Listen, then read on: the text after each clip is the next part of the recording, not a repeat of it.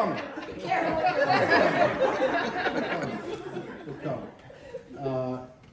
I want to thank Ann, who has worked with me for more years than enough.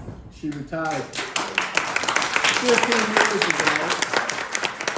We gave her a retirement party that is still being talked about today. There are pictures of some of whom, some people don't want to be seen as pictures. And I basically want to thank my wife, who is love of my life. My elder sister, my niece and nephew's mother, who is deceased now, advised me that she was too good for me. And absolutely, that's what she said. She said, she's too good for you. And she was correct. She was correct. But however, my wife told me that I should be gracious and accept all accolades and sit my butt down. However,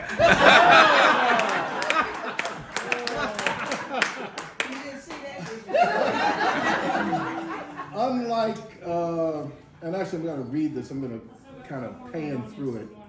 There's an author named James Joyce, an Irish author of the 19th century, who wrote something called Stream of Conscience, where you go just from topic to topic. There was one guy who, I couldn't read his book, I might try that in retirement, Ulysses. I've been retired for about 2 weeks now. It snowed, and the neighbors across the street, as I'm shoveling off my driveway, come running over because they realize that I'm over 70 and ask me to sit down and put my shovel down. This is what it is to be older. People treat you like you're infantile and incapable of doing things. And Sharon couldn't help me because she has Raynaud's and her hands kind of lose circulation in the cold. But that happened just recently with my neighbors helping me to shovel my walkway.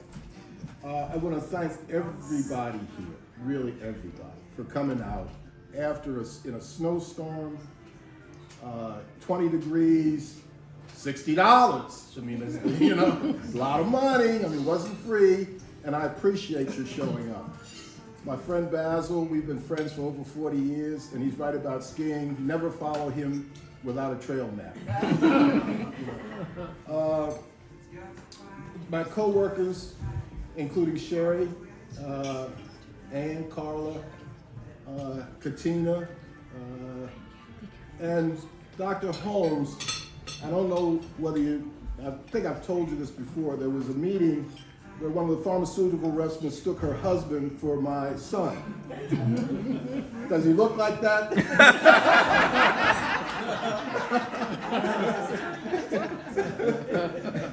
That's a true story.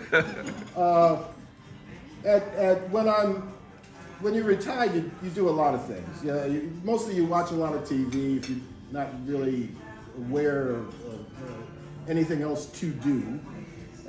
And along with watching TV, you read a lot of obituaries. And I started to kind of run through and give you a synopsis of John Gamble, but it's not worth it. It's no better than the synopsis of anybody here, especially my family members, who all represent intellect, achievement, and excellence. Represented at this table, the professionals know their circumstance, but it is I won't name them, but a director of procurement for the state of Maryland, retired, 2 NSA representatives, spies, retired,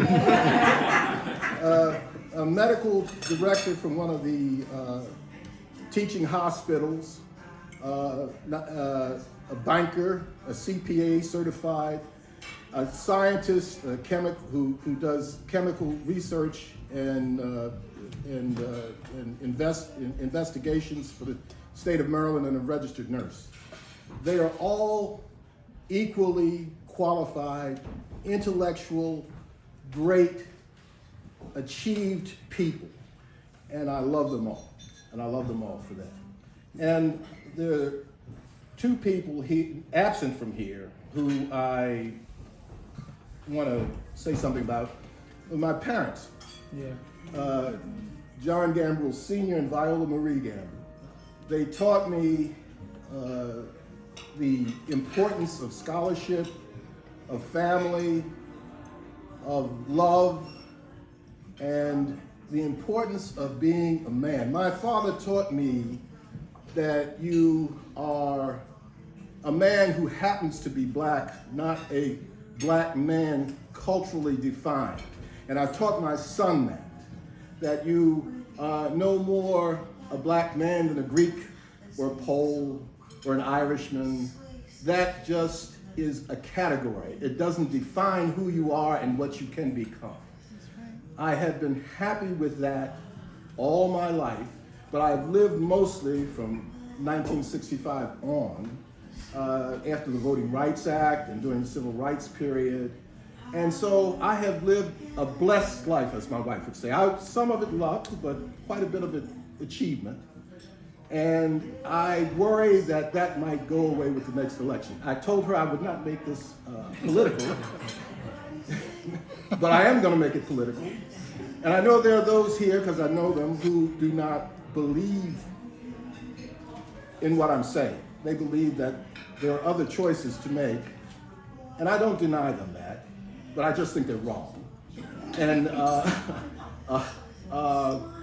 I think that the next election is very important. If there's one thing that we all must do, it is vote. Vote for whomever and whatever you want, but vote. And it's very important. I think it will change this election. I've lived for 77 years. I'm an old guy, but this election may change this country. I've seen this country go through many eras. Civil rights era, all kinds of changes. War on poverty, Vietnam War, didn't make the Korean War, World War II. But this is an important election. It's important that we maintain the freedoms that we have. It's important that we are a democratic society where the vote is important and people who are voted on serve. That's all I got to say. Thank you very much. I appreciate the accolades.